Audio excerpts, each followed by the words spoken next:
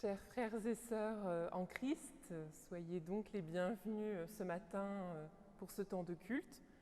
Que vous soyez ici rassemblés dans ce temple ou que vous nous suiviez par la vidéo, c'est le Seigneur lui-même qui nous a invités. C'est lui le premier qui est venu nous chercher. Je voudrais, avant de commencer ce temps de culte, juste saluer Madame Marie-Thérèse Manga et sa famille. Vous êtes présents aujourd'hui pour un moment spécial puisque vous avez perdu votre mari il y a 1 an et dans la tradition camerounaise, c'est important de marquer cette première année et donc voilà, je voulais vous saluer et dire que nous allons vous porter dans nos prières aujourd'hui et voilà, bienvenue dans ce temple et vous êtes ici chez vous. Voilà.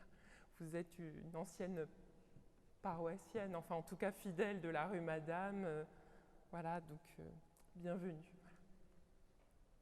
Dans le vacarme des jours, le tumulte qui dévore nos vies, le vagabondage de nos existences, Seigneur, accorde-nous le temps de la pause et apprends-nous à peser la densité de chaque instant. Viens, Seigneur, nous habiter. Ouvre des brèches de liberté et d'amour dans le sable mouvant de notre histoire. Fais germer en nous des lendemains qui chantent la joie d'aimer. Le Seigneur nous donne sa grâce et sa paix à chacun d'entre nous pour que nous puissions écouter sa parole avec nos frères et sœurs et que cette parole devienne vrai pain de vie. Amen. Pour commencer ce temps de culte, nous commençons par un temps de louange avec le psaume 145 que je vous lis. Mon Dieu, toi qui es le roi, je veux proclamer ta grandeur, t'exprimer ma reconnaissance éternelle. Je veux le faire tous les jours et t'acclamer sans fin. Le Seigneur est grand, infiniment digne d'être loué. Sa grandeur est sans limite. Que chaque génération annonce à la suivante ce que tu as fait et lui raconte tous tes exploits. Je veux parler de ta majesté, de ta gloire, de ta splendeur et faire le récit de tes merveilles. Qu'on parle de ta puissance redoutable. Moi, je veux énumérer tes hauts faits. Qu'on rappelle tes grands bienfaits et qu'on proclame avec joie ta fidélité. Amen. Et je vous invite à poursuivre cette louange en nous levant et en chantant le psaume 33. Réjouis-toi, peuple fidèle. Les 2 strophes, 1 et 2, vous les trouvez sur votre livret. Réjouis-toi, peuple fidèle.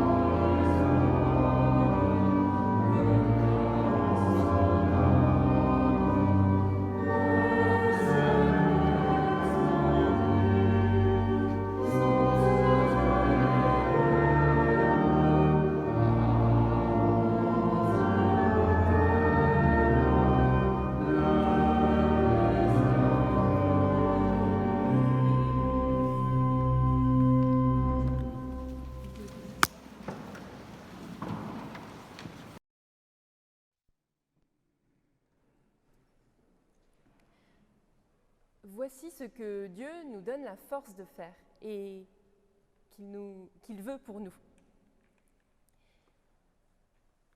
Dieu se taira toujours si tu ne lui prêtes pas ta bouche.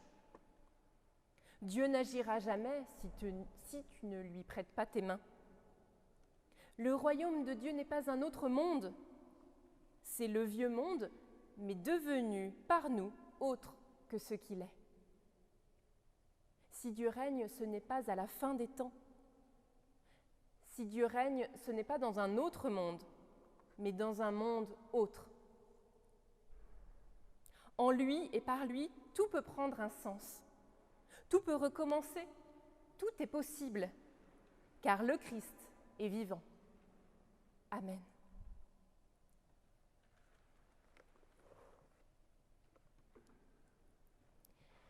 Jésus marchait sur les routes de Galilée. Il proclamait « Le temps est accompli, le règne de Dieu s'est approché, convertissez-vous et croyez à la bonne nouvelle. » Nous prions.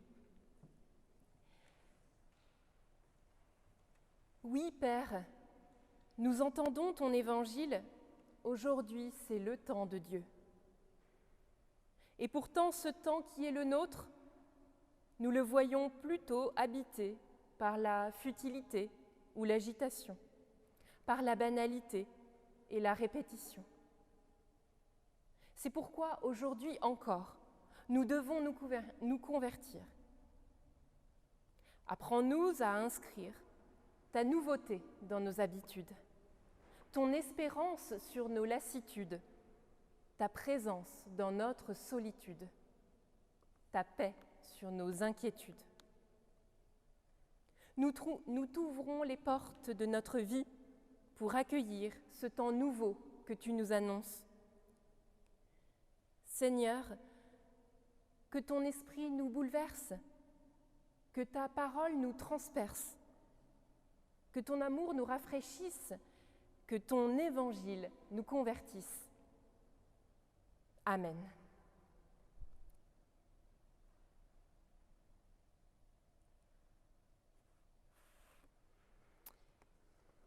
Et nous pouvons chanter le cantique 407, « Seigneur, reçois, Seigneur, pardonne ». Nous chantons la strophe 1, 3 et 4. Amen.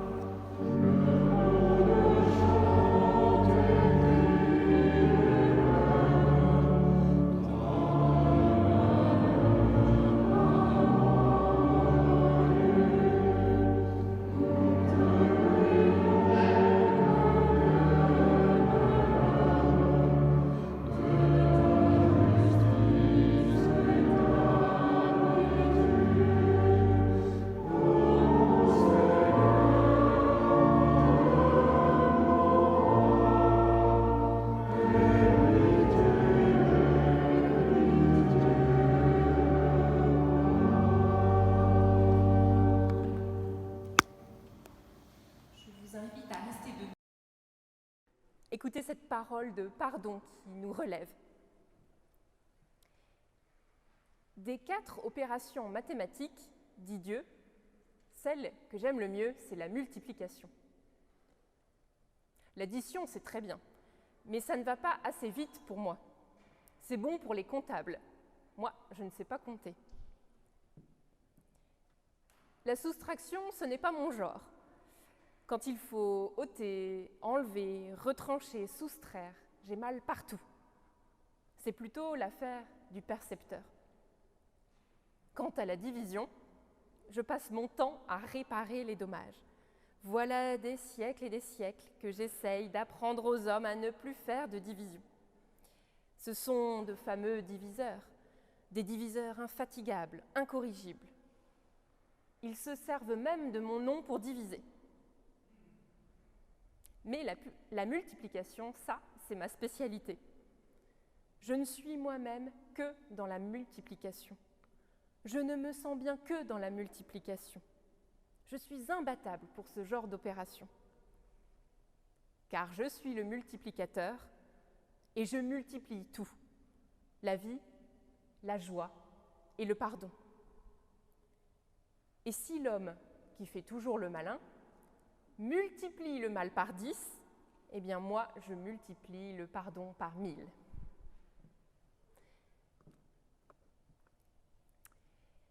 Et je vous invite à poursuivre en confessant notre foi, en disant le symbole des apôtres que nous connaissons. Nous disons d'un seul cœur, je crois en Dieu, le Père Tout-Puissant, Créateur du ciel et de la terre. Je crois en Jésus-Christ, son Fils unique, notre Seigneur, qui a été conçu du Saint-Esprit et qui est né de la Vierge Marie. Il a souffert sous Ponce Pilate, il a été crucifié, il est mort, il a été enseveli, il est descendu aux enfers. Le 3e jour, il est ressuscité des morts, il est monté au ciel, il siège à la droite de Dieu, le Père Tout-Puissant. Il viendra de là pour juger les vivants et les morts. Je crois en l'Esprit Saint, je crois à la Sainte Église universelle, la communion des saints, la rémission des péchés, la résurrection de la chair et la vie éternelle. Amen. Et nous pouvons chanter le cantique « Béni soit le Seigneur », les 3 strophes.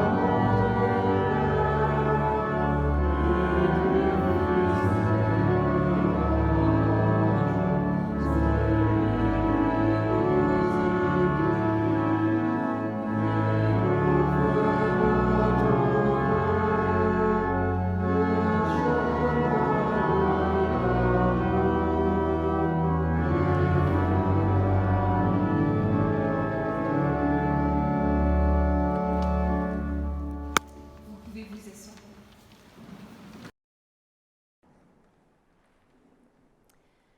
Je vous invite à la prière avant d'ouvrir la Bible pour que ces paroles deviennent vrai pain de vie pour nous.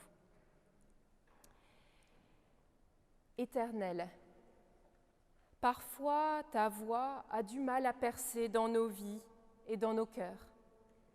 Nous vivons dans tant de bruit, tant d'inquiétudes. Nous n'entendons pas toujours ta parole de paix, de vie et de liberté. Parole venue du passé, à travers le vieux livre de la Bible, parole cachée au cœur du monde et au cœur de nous-mêmes. Si nous sommes ici rassemblés, c'est pour que se rejoigne en nous, parmi nous, cette parole lancée il y a des millénaires, avec ta présence profonde, ton dynamisme créateur, qui travaille nos vies, nos pensées et nos cœurs. Que notre esprit s'ouvre à ton esprit, qui fait souffler des vents libérateurs et qui trace des chemins d'aventure et d'espérance sur lesquels Jésus a marché, nous invitant à le suivre. Amen. Ce matin, nous allons lire deux textes qui sont proposés dans les lectures du jour. J'ai un tout petit peu élargi, mais d'abord dans le livre du Lévitique, au chapitre 13, les versets 1 à 3 et 45-46, et puis dans l'évangile de Marc, au premier chapitre, les versets 35 à 45.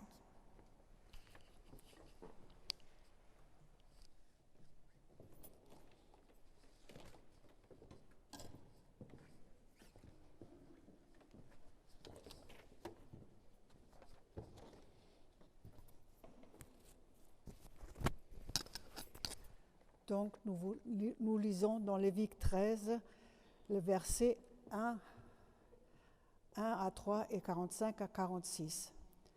Le Seigneur dit à Moïse et à Aaron, « Quand une boursouflure, une darte ou une tache luisante apparaît sur la peau d'un homme et prend l'aspect d'une forme de lèpre, on amène cet homme chez le prêtre Aaron ou chez l'un de ses descendants. Le prêtre examine la partie malade. Si les poils y sont devenus blancs et qu'une cavité se forme dans la peau, c'est un cas de lèpre. Sinon, après l'examen, le prêtre déclare l'homme impur. Il faut que l'homme atteint de lèpre porte des vêtements déchirés, ne se coiffe pas, ne se couvre pas le bas du visage. Il doit crier « impur, impur ». Il est impur aussi longtemps qu'il est atteint de son mal. C'est pourquoi il doit avoir sa demeure à l'écart des autres gens, en dehors du camp. Dans Marc 1er, les versets 35 à 45. Très tôt le lendemain, alors qu'il faisait encore nuit noire, Jésus se leva et sortit de la maison. Il s'en alla hors de la ville dans un endroit isolé. Là, il se mit à prier. Simon et ses compagnons partirent à sa recherche. Quand ils le trouvèrent, ils lui dirent « Tout le monde te cherche ». Mais Jésus leur dit « Allons ailleurs dans les villages voisins, je dois prêcher là-bas aussi, car c'est pour cela que je suis venu. » Et ainsi il allait dans toute la Galilée. Il prêchait dans les synagogues de la région et il chassait les esprits mauvais.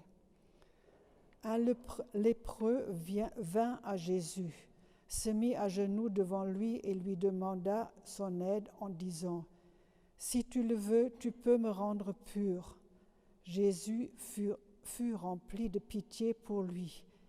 Il étendit la main, le toucha et lui déclara « Je le veux, sois pur. » Aussitôt, la lèpre quitta cet homme et il fut pur. Puis Jésus le renvoya immédiatement en lui parlant avec sévérité. « Écoute bien, lui dit-il, ne parle de cela à personne, mais va te faire examiner par le prêtre, puis offre le sacrifice que Moïse a ordonné pour prouver à tous que tu es guéri. » L'homme partit, mais il se mit à raconter partout ce qui lui était arrivé. À cause de cela, Jésus ne pouvait plus se montrer en ville. Il restait en dehors, dans les endroits isolés, et l'on venait à lui de partout. Amen.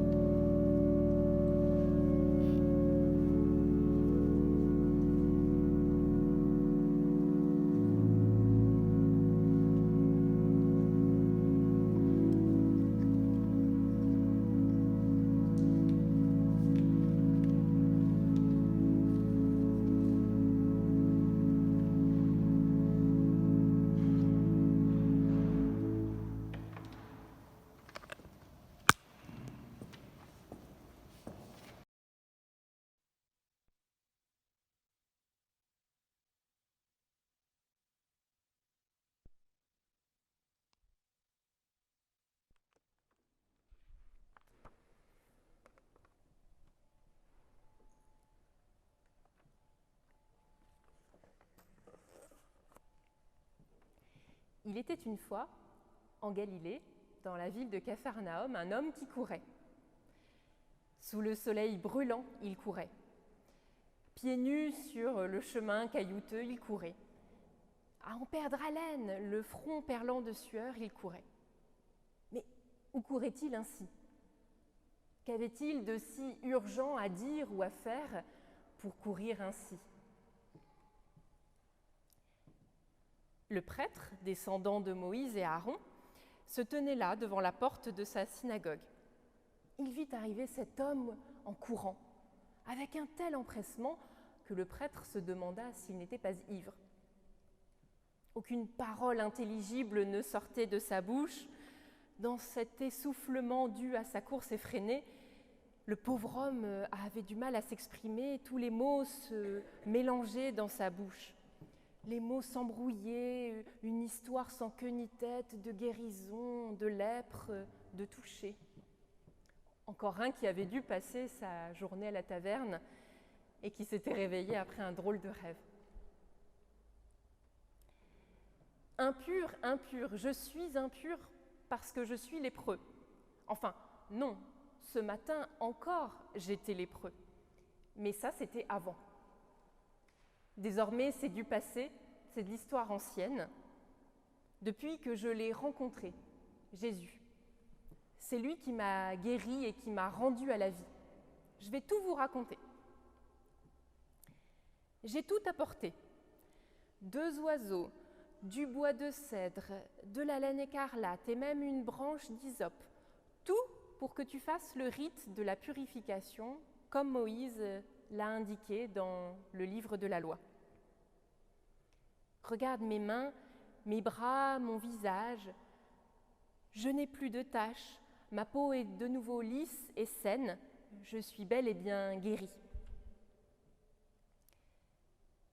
Car j'étais lépreux, impur aux yeux de la société et exclu de tout et de tous. Par peur de la contagion, j'avais perdu mon travail, alors je me suis mise à mendier sur le bord de la route, à l'extérieur de la ville. Nous autres, les lépreux, nous ne pouvons pas entrer dans la ville, nous ne pouvons pas fréquenter les mêmes lieux que vous, alors nous nous tenons à l'écart. Et ces regards de travers sur mon corps rempli de taches, sur mon visage déformé par la maladie. Et ces enfants qui me lançaient des regards insistants, qui me pointaient du doigt et qui demandaient à leurs parents pourquoi j'étais si différent. Et surtout, ce que j'avais dû faire de mal pour être ainsi. Oui, j'avais forcément dû pécher, faire quelque chose de mal pour mériter cela. Et puis, un beau jour, j'ai entendu parler d'un homme, un certain Jésus qui venait du village de Nazareth et qui pérégrinait dans la région avec un petit groupe de disciples. C'est un marchand qui venait de la ville de Capharnaüm qui m'en a parlé le premier. En entrant dans mon village, en passant devant moi, il m'a lancé une pièce en aumône pour que je puisse vivre, enfin survivre. Et c'est là qu'il m'a parlé de ce Jésus. Il avait assisté à une scène incroyable.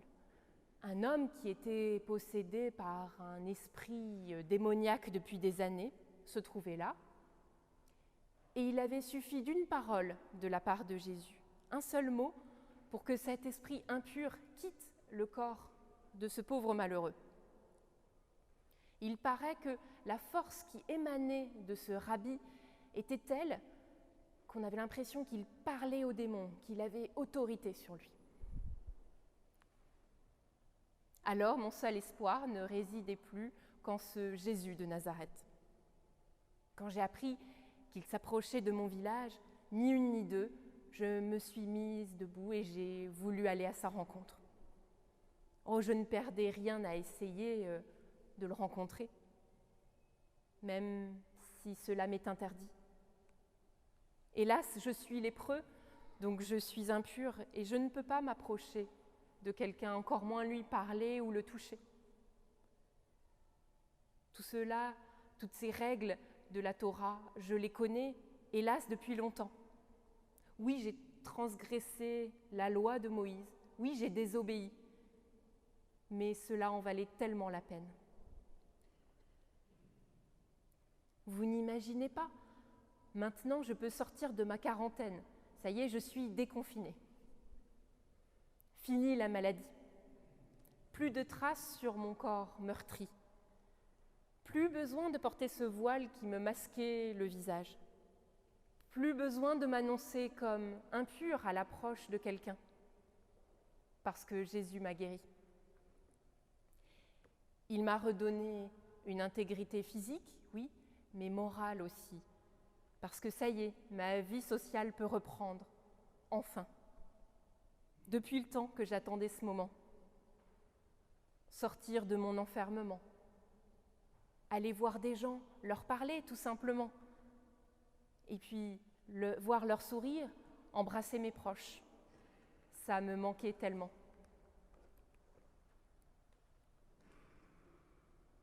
C'est vrai que Jésus m'a défendu de parler et de raconter mon histoire. Mais moi, je ne pouvais pas m'empêcher de le dire à tout homme que je croisais sur mon chemin, de proclamer comme il était fabuleux, cet homme, ce qu'il avait fait d'extraordinaire pour moi. Vous ne vous rendez pas compte, j'ai été mis à l'écart des miens pendant tant d'années, isolé, enfermé dans ma solitude, n'ayant plus comme identité que le nom terrible de ma maladie. J'étais même devenue muet, puisque je n'avais personne à qui parler. C'est terrible, la solitude, vous savez. Alors quand Jésus m'a guéri, c'est bien plus qu'un corps en bonne santé qu'il m'a rendu. J'ai retrouvé ma vie, mon âme, mon souffle qui se rallumait en moi. Je ne sais pas si Jésus a ressenti de la pitié en me voyant ou bien s'il était exaspéré de ma demande pressante. Toujours est-il qu'il a ressenti une vive émotion en me voyant. Je crois que je ne l'ai pas laissé indifférent. Je l'ai vu dans son regard, un regard si puissant, si profond, dans lequel j'ai perçu qu'il était bien plus qu'un simple guérisseur. Nos regards se sont croisés et une intense lumière a brillé. Et là, j'ai ressenti au plus profond de moi-même que désormais plus rien ne serait comme avant. Qu'est-ce qui peut remplacer un regard ? Et c'est là qu'il a tendu sa main vers moi, vers mon épaule, et qu'il m'a touchée. Vous vous rendez compte de l'audace de ce geste ? Une abomination pour un juif digne de ce nom. Un homme pur qui ose toucher un lépreux, lui parler, pure folie. Moïse et Aaron ont dû se retourner dans leur tombe. Quand il m'a dit « Oui, mon frère, bien sûr, je le veux, sois guéri », j'ai vraiment senti que c'était sa volonté au plus profond de lui, qu'il ne faisait pas juste ça pour se débarrasser de moi. Même que cette volonté semblait lui venir d'ailleurs, de plus haut, d'un autre encore plus grand. Et c'est avec une telle autorité naturelle, vous savez, si forte qu'il m'a dit ces mots, une autorité que l'on ne peut pas contester, que l'on ne peut pas contrarier. Je ne sais pas trop pourquoi Jésus m'a ensuite demandé de garder le silence sur tout ça. Comme si c'était un secret qui ne devait être révélé qu'à quelques initiés. Ou peut-être que le moment n'était pas encore venu, qu'il était encore trop tôt pour le révéler. Mais moi, vous me connaissez, je n'ai pas pu résister à l'envie de tout raconter. À toute personne que je croisais sur ma route pour venir jusqu'ici, oui, j'ai dit ce que je venais de vivre d'extraordinaire, ce que Jésus avait fait pour moi. Comment il avait pris le risque de me répondre, de me toucher, moi, l'intouchable. Comment il avait pris sur lui mon impureté, mon exclusion, ma détresse aussi. Et comment en retour il m'avait touché de sa grâce. D'une parole, d'un geste, il m'avait guéri. Soudain, je suis redevenue pure et intègre. Il m'a redonné un corps, une voix, une identité. Il m'a tout simplement fait revivre, car j'étais mort et je suis revenu à la vie.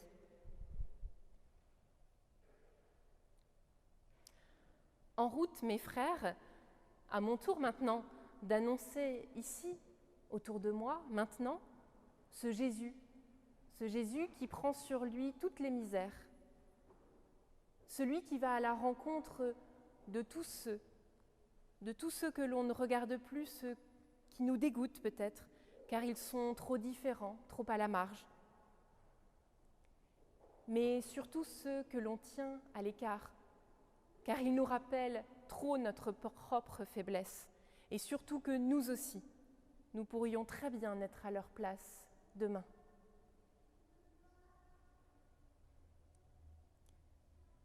Alors après le départ de cet homme, le prêtre rentra dans sa synagogue et il s'interrogea. Comment était-ce possible que Jésus n'avait pas été contaminé en touchant, en s'approchant de ce lépreux? Bien évidemment.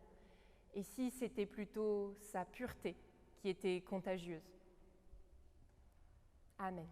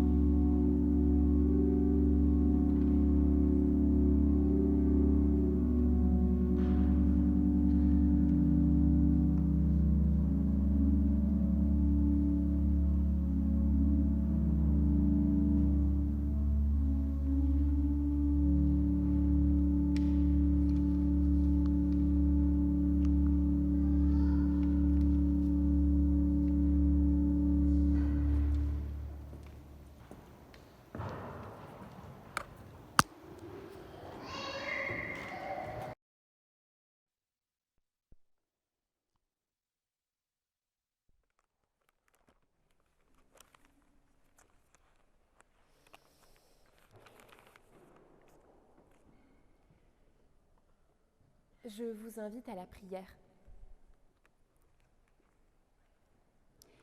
Seigneur, nous savons que nous sommes tous des lépreux, des hommes et des femmes impurs, indignes et souffrant d'isolement. Oui, nous vivons dans cette crainte permanente de la contamination. Nous craignons d'être contaminés, touchés dans notre chair, de tomber malades, de paraître faibles et de souffrir. Ne laisse pas le mal, la souffrance et l'obscurité nous submerger. Garde-nous dans ta confiance. Nous craignons aussi de contaminer autour de nous, de diffuser notre souffrance, notre désespoir, cette part sombre qui chaque jour gagne un peu plus de place dans notre cœur. Donne-nous la force de surmonter cette crainte qui paralyse notre cœur. Et ouvre notre cœur à ta présence, car comme Jésus l'a montré à notre lépreux rencontré ce matin, c'est bien ta grâce qui est contagieuse, ta pureté qui abonde et ton amour qui irradie tout autour de toi. Amen. Et je vais lire, je remercie Karine qui m'a donné la prière de Luther, qu'il a écrite à l'époque face à la peste noire. Et donc, voilà, nous pourrons un peu la transposer, on va dire, pour le temps que nous vivons aujourd'hui. Je demanderai à Dieu, par miséricorde, de nous protéger. Ensuite, je vais enfumer pour purifier l'air, donner des médicaments et les prendre. J'éviterai les lieux et les personnes où ma présence n'est pas nécessaire pour ne pas être contaminée et aussi infliger et affecter les autres, pour ne pas causer leur mort par suite de ma négligence. Si Dieu veut me prendre, il me trouvera sûrement, et j'aurai fait ce qu'il attendait de moi, sans être responsable ni de ma propre mort, ni de la mort des autres. Si un voisin a besoin de moi, je n'éviterai ni lieu ni personne, mais j'irai librement, comme indiqué ci-dessus.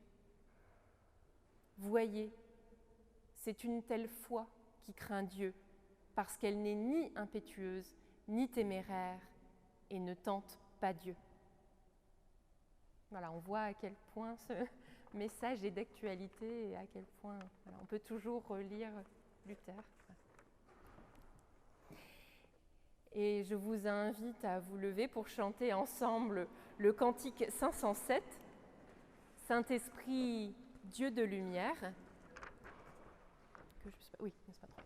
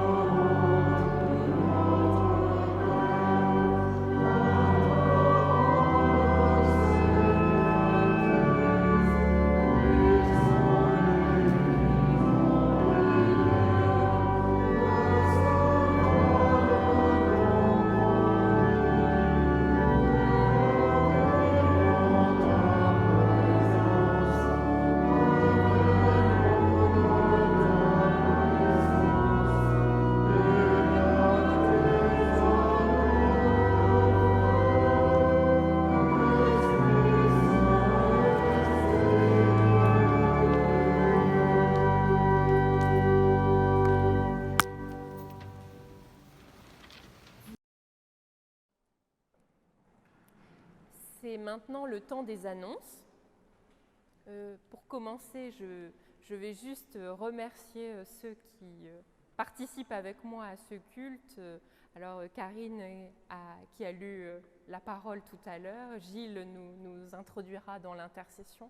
Et merci à Peter pour la musique et à Moïse, toujours fidèle, pour filmer ces cultes pour qu'ils puissent être au-delà des murs de ce temple.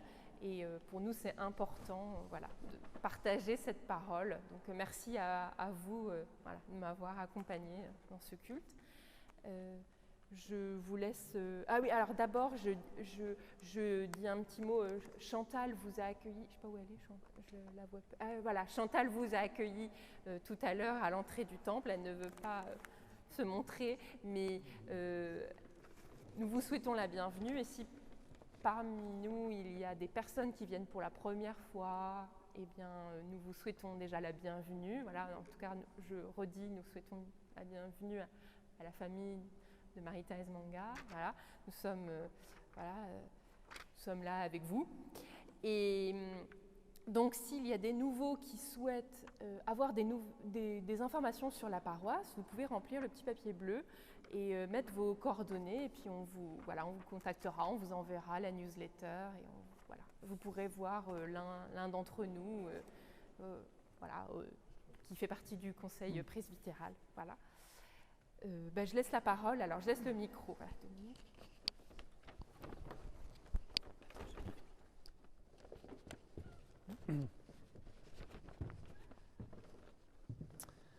Bonjour à tous, Dominique Fougérolles de l'Entraide. Le conseil de l'Entraide s'est réuni 2 fois depuis la mi-janvier, ce qui est rare parce que c'est tous les 2 mois normalement, pour travailler sur une action de soutien aux étudiants que nous pourrions lancer dans la paroisse pour aider à rompre la solitude et soulager la détresse de certains étudiants.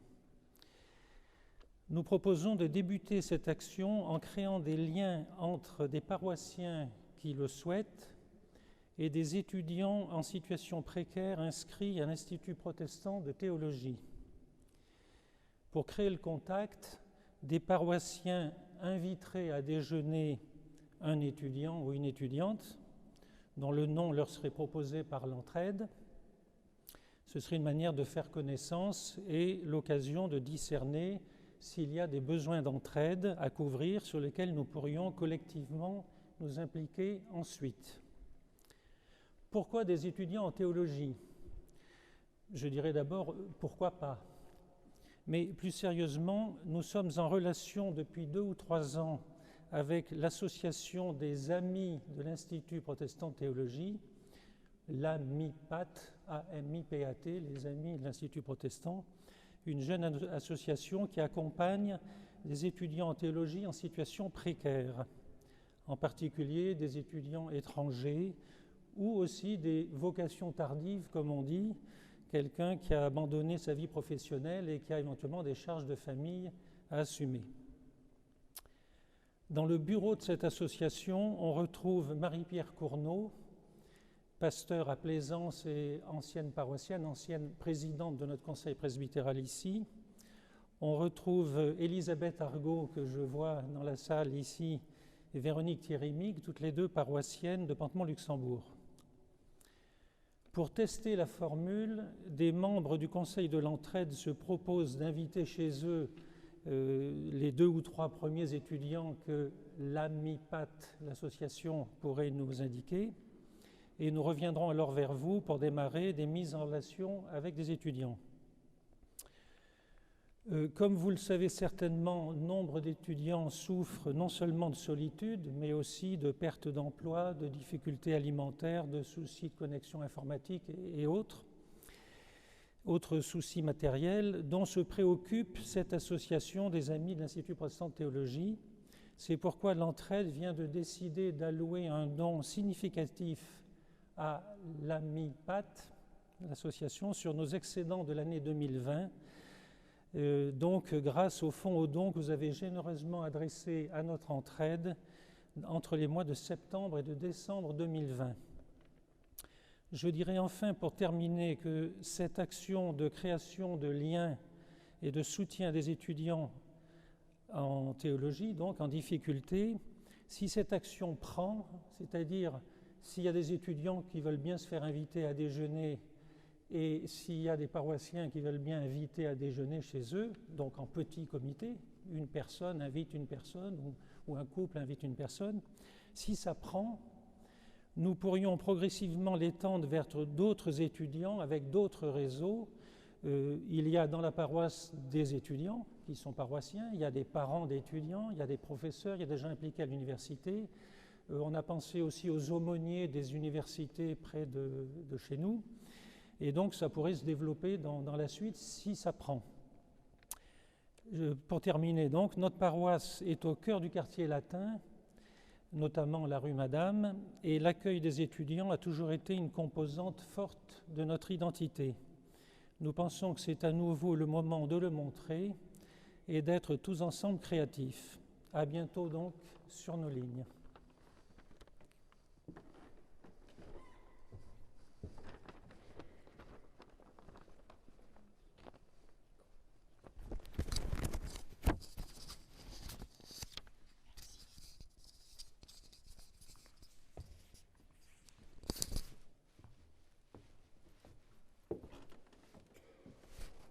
Bonjour, je m'appelle Taka.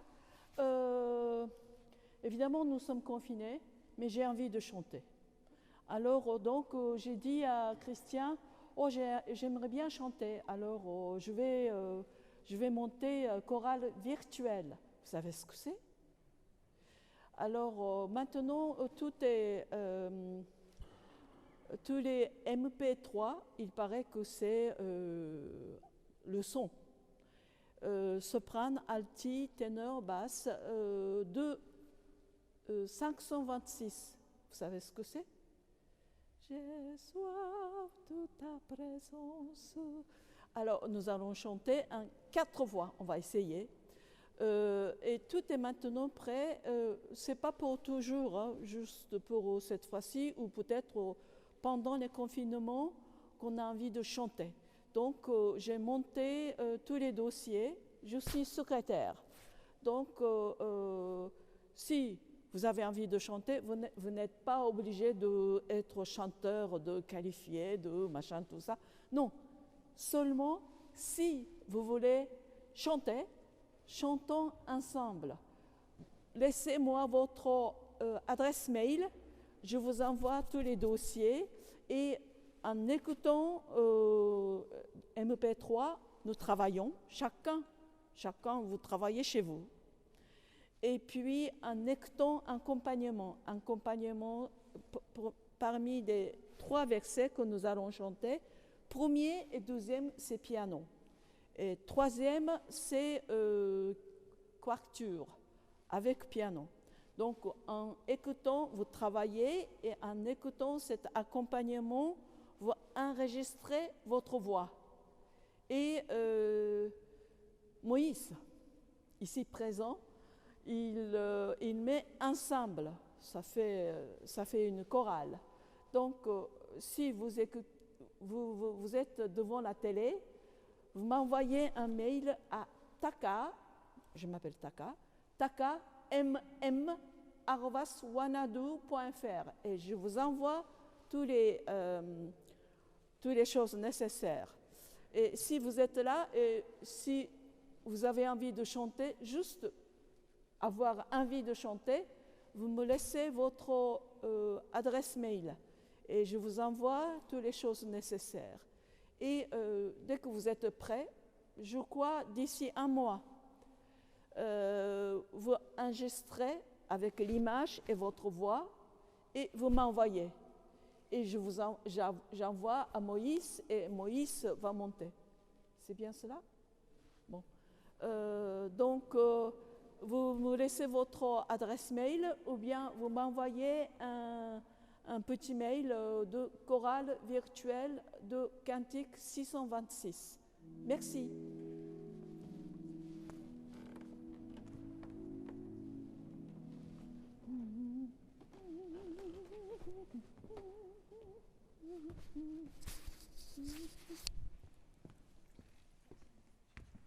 Gilles.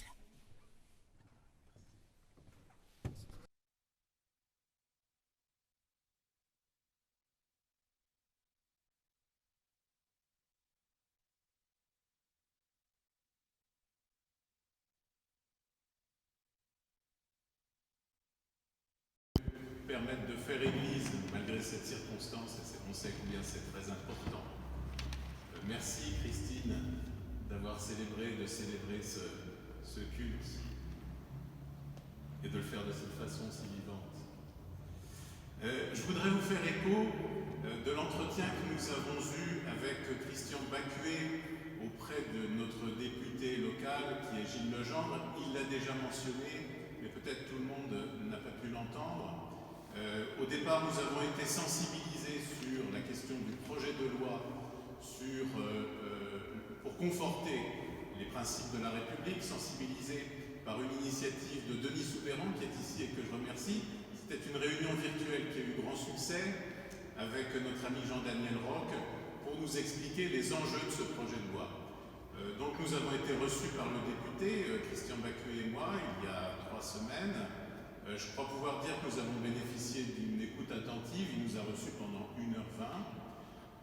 Et puis, nous avons expliqué que nous ne nous attendions pas de notre vivant à devoir défendre la liberté de culte en France.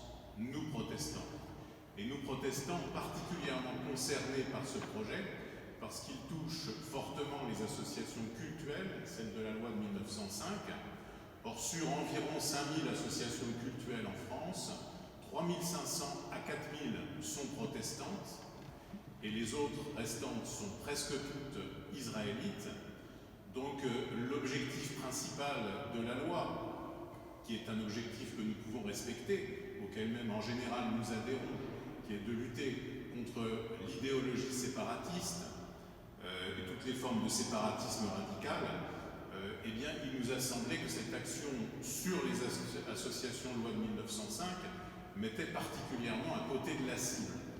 Ce que le député a entendu, il nous a expliqué que toute la stratégie consistait à ramener vers le statut 1905 des associations qui aujourd'hui gèrent les mosquées et qui toutes sont dans le régime de la loi de 1901. Alors, nous avons expliqué les contraintes que le projet de loi amenait aux associations 1905, chacune d'elles étant en général à peu près gérable, mais le cumul de toutes ces contraintes représentant une véritable menace, non pas sur la liberté religieuse, mais sur le libre exercice du culte en pratique. Et avec force exemple qui, je pense, était probant et assez convaincant. Et puis nous avons dit aussi aux députés que notre réponse était de manière tout à fait habituelle et affirmée dans les institutions protestantes, dans le dialogue interreligieux. Un dialogue qui vise à la concorde, y compris avec les musulmans. Et qu'un avenir pouvait s'établir, non pas seulement par le contrôle, qui est souvent nécessaire, mais aussi par la confiance. Je pense qu'il a bien entendu aussi cette dimension-là. Donc vous avez pu suivre dans l'actualité que le débat est en cours, vient de s'achever à l'Assemblée nationale et qu'il passe désormais au Sénat, qui aura certainement une position différente. Vous connaissez le président du Sénat, même s'il n'est pas majorité à lui tout seul. Mais enfin, la conclusion du Sénat sera certainement différente de celle de l'Assemblée nationale, d'où ensuite un travail en commission mixte paritaire. Et notre Église continue à être représentée de manière très active par le président de la Fédération protestante de France, avec Jean-Daniel Roch. Voilà l'actualité que je pouvais vous en donner. Merci.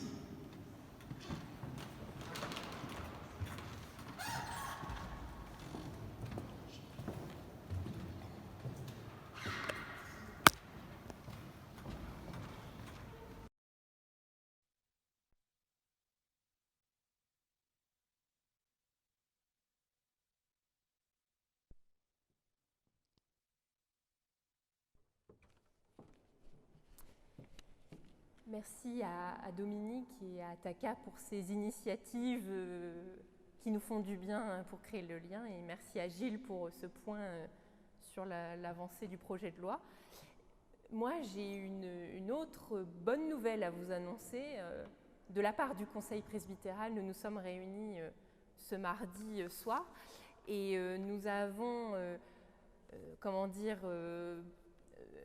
nous sommes dit il faut trouver un temps de rencontre possible qui soit différent peut-être du culte classique que nous avons ici à Pantemont, mais en tout cas, voilà, nous avions envie d'avoir besoin et envie de nous retrouver. Et donc, nous avons décidé que le samedi après-midi, rue Madame, parce que nous avons une belle chapelle qui est toute rénovée, toute lumineuse, donc nous en profiterons bien. Donc voilà, donc le samedi, pendant 1 heure, de 16h à 17h, à partir du 6 mars, hein, donc on commencera après les vacances scolaires. On aura 1 heure comme ça pour nous retrouver, lire la Bible, chanter, écouter de la musique, partager peut-être des réflexions. Enfin voilà, c'est en cours de construction, mais en tout cas, voilà, nous aurons ce rendez-vous, on espère chaleureux, du samedi après-midi, rue Madame. Donc vous l'avez de toute façon sur votre petite feuille bleue, mais voilà, je suis contente de vous annoncer cette bonne nouvelle. Voilà. Et donc maintenant, c'est encore une autre bonne nouvelle, c'est le temps de l'offrande. Voilà. Merci.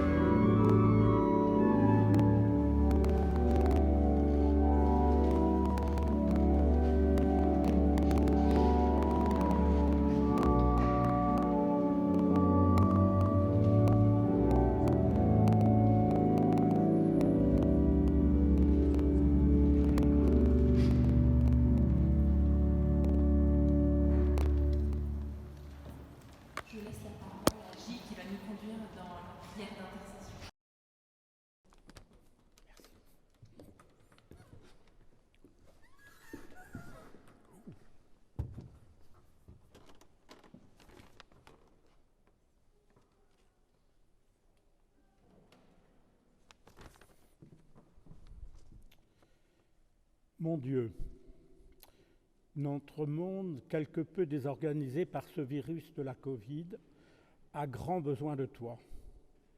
En fait, nous avons tous besoin de toi. Nous te prions pour tous les soignants, médecins, infirmiers, aides-soignants, brancardiers et autres, qui font preuve d'un si grand dévouement auprès de leurs patients, alors que souvent, en plus, ils doivent faire face à d'autres problèmes, manque de personnel, de matériel, de lit.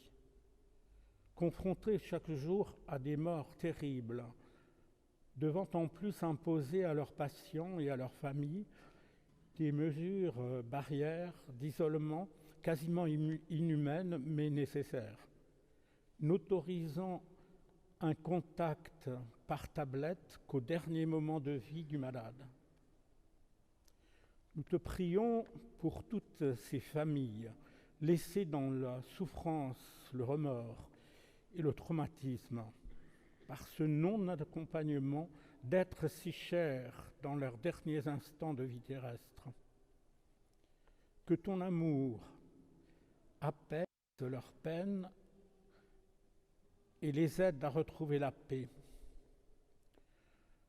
Nous te prions pour toutes les catégories professionnelles si nombreuses, hôtellerie, restauration, monde du spectacle et de la culture et autres, particulièrement touchées par les mesures prises par le gouvernement qui aboutissent pour elles à des problèmes de chômage et de revenus, entraînant faillite et précarité. Nous te prions pour toutes les personnes que ces situations ou simplement les incertitudes, les informations ou décisions contradictoires plongent dans des problèmes psychologiques plus ou moins graves. Fais, Seigneur, que les décideurs les prennent réellement en compte pour trouver les soins adéquats qui sauront les faire disparaître. Nous ne voulons surtout pas oublier la jeunesse qui, elle aussi, est en grande souffrance.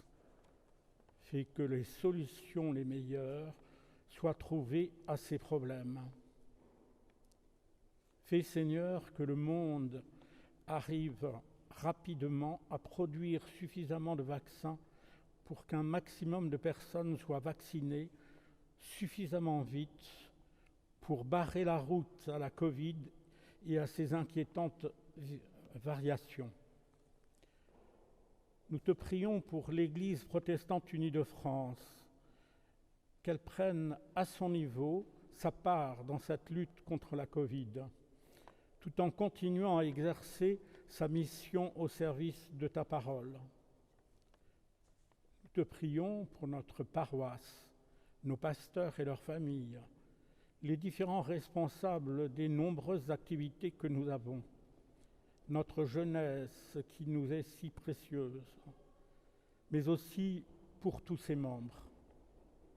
Rends-nous attentifs les uns aux autres, mais aussi ouverts à celles et à ceux qui viennent d'ailleurs, pour que nous soyons fidèles à notre tradition d'accueil. Nous voulons te prier pour la famille de Laurent Arnal, qui nous a quittés début janvier, sa femme Loïs et leurs enfants, Sophie, Emmanuel, Charlotte, Timothée. Nous voulons te prier aussi pour la femme et les enfants d'Émile Manga, qui est décédé il y a 1 an, le 14 février 2020. Aide, Seigneur, ces 2 familles à trouver la sérénité dans ton amour. Enfin, nous voulons te prier pour toutes celles et ceux qui sont chers à nos cœurs et que nous nommons dans le secret de nos cœurs.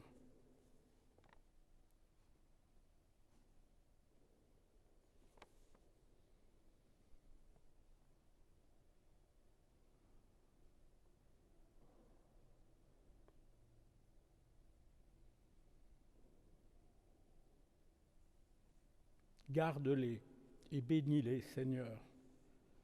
C'est par Jésus le Christ, ton Fils bien-aimé, notre frère, notre Sauveur, notre intercesseur auprès de toi, notre Père, que nous t'adressons notre prière.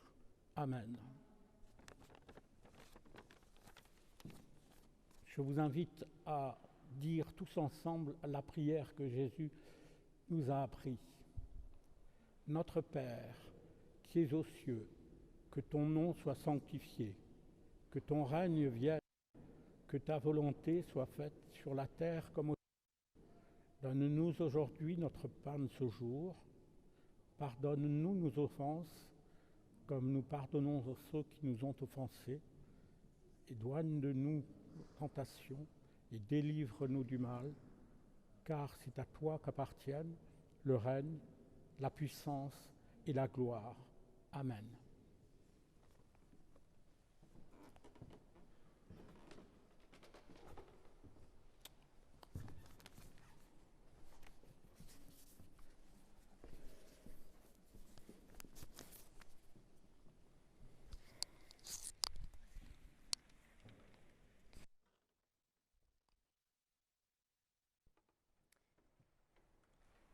Je vous invite à vous lever pour recevoir la parole de bénédiction.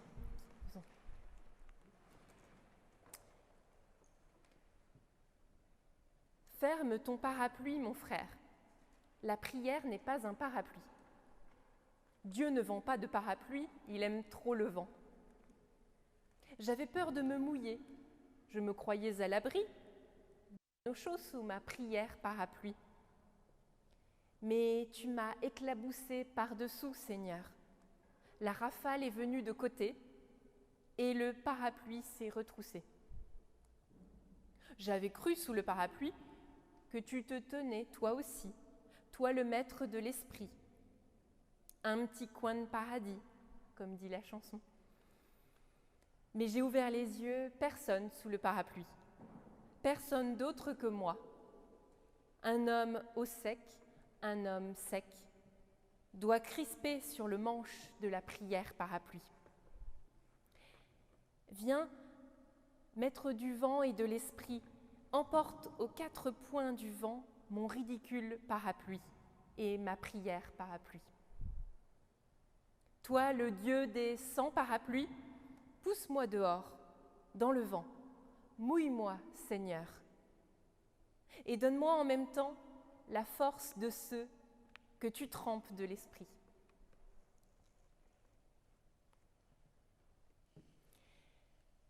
Que le Dieu d'amour et de grâce tourne sa face vers vous et qu'il vous donne sa paix. Amen. Et je vous invite à chanter le dernier cantique, le 243, « Grand Dieu, nous te bénissons ».